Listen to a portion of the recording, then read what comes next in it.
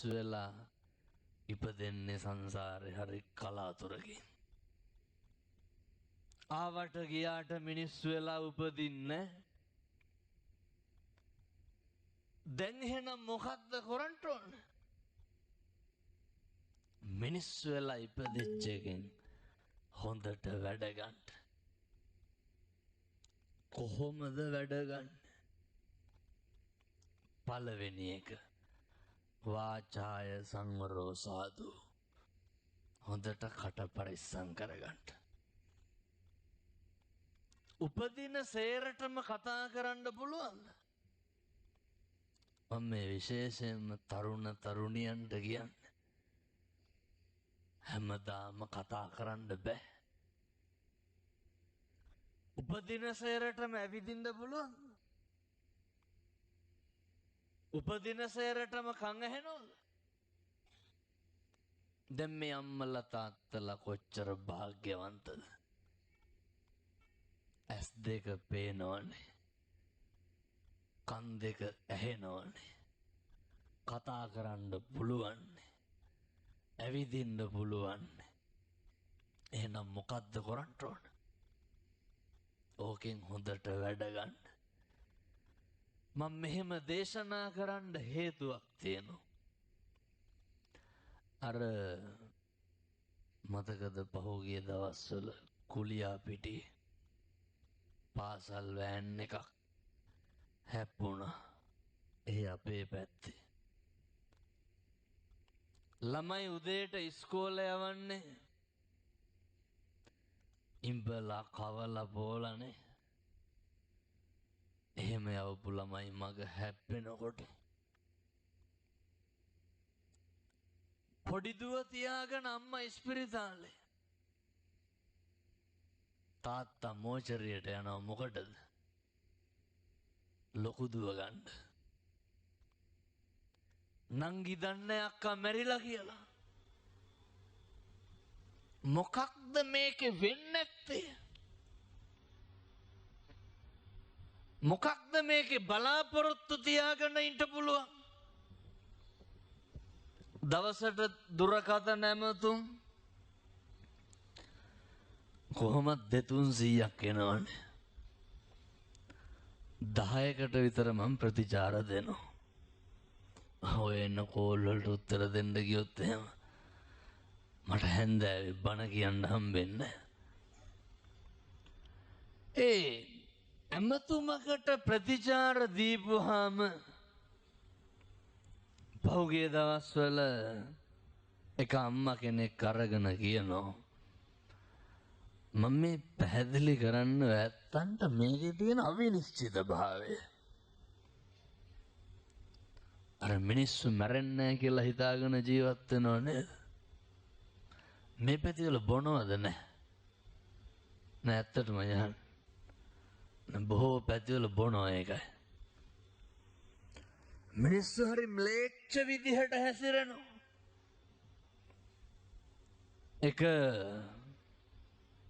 අම්මා කෙනෙක් කියනවා හාමුදුරුවනේ ළමයා ඉපදිලා දැන් ඇවිල්ලා දවස් 12ක් විතර. ඉපදෙච්ච දවසේ කෝල් එකක් ආවලු ඉස්පිරිතාලේ ඉන්නකොට පිට රටින් පණිවිඩයක් කියලා. මහත්තයා අරාබි. ඒ ඇමතුම මොකක් වෙන්නද? මහත්තයා හැප්පිලා මැරිලා. මේකේ හැටි මේකේ ස්වභාවය මේකේ තත්ත්වය එහෙම වෙන්නේ නැද්ද? මම මේ රිණක් අසුභයක් කියනව නෙමෙයි. මූණ දෙන්න ඕන යථාර්ථය. මේ යථාර්ථයට මූණ දෙන්න නම් අපිට හොඳ පිරිසක් ඉන්න ඕන. මේක තේරුම් ගන්න හොඳ කල්යාණ මිත්‍රයෝ ඉන්න ඕන. අපේ බෝධිසත්වයන්ට අන්තිමේට සසර කලකිරුණේ මොනවාද දැකලාද? සතර පෙර නිමිති දැකලා නෙමෙයිද? ලෙඩෙක් මහල්ලේ මලමිනිය පැවිදිරුවා. උයන් කෙලියට යනකොට අර චන්න ඇමතිත් එක්කන යන්නේ. දකිනවා පින්නතුනි මේ ලෙඩෙක් ඉන්නවා. චන්නගෙන් අහනවා කවුද? චන්න මොකද්ද කියන්නේ? ඔය තමයි අපිට වෙන්න තියෙන දේ. මේක තේරුම් ගන්න නෑනේ. මේ ජීවිතේ දවසින් දවස මොකේටද ඔය තල්ලු වෙන්නේ? ජරාවට නෙමෙයිද? ව්‍යාධියට නෙමෙයිද? දවසින් දවස කිට්ටු වෙන්නේ මරණයට. ආපස්සට එමක් නැහැ.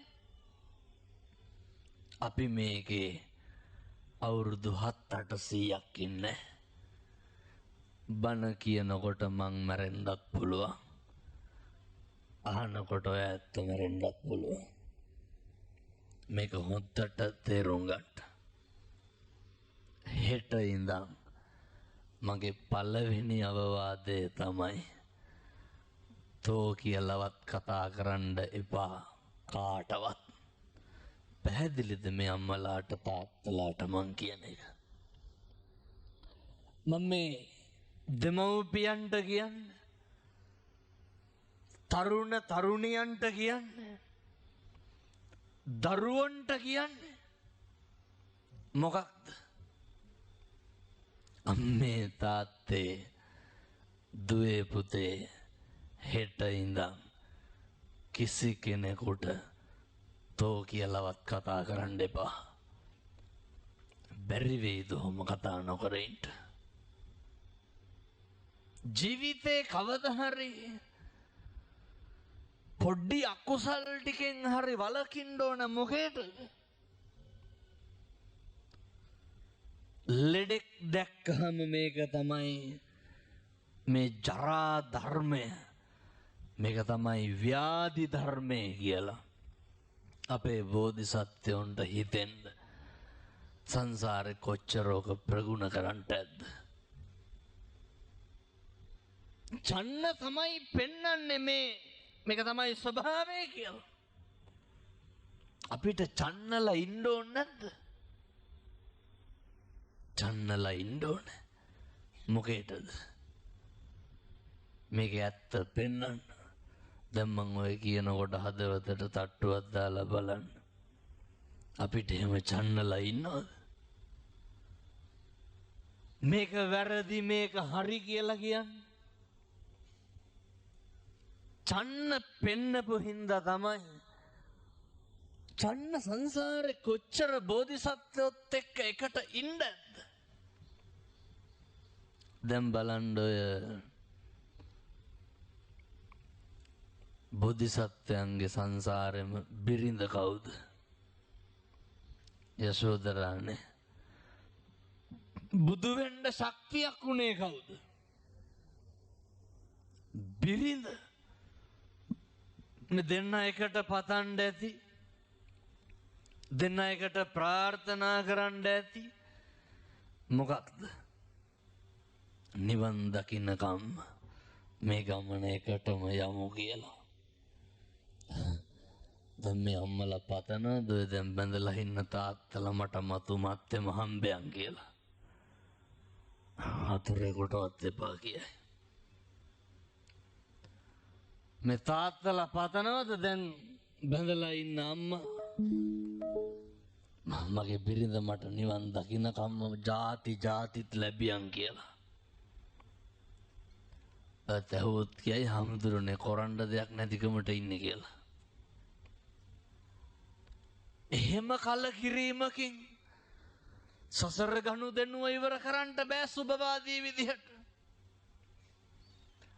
එහෙනම් දැන් හෙට ඉඳන් මොකද්ද තියෙන්න ඕන? අම්මගේ තාත්තගේ හොඳ ලෙන්ගතුකමක් තියෙන්න ඕන. අම්මගේ තාත්තගේ හොඳ බැඳීමක් තියෙන්න ඕන.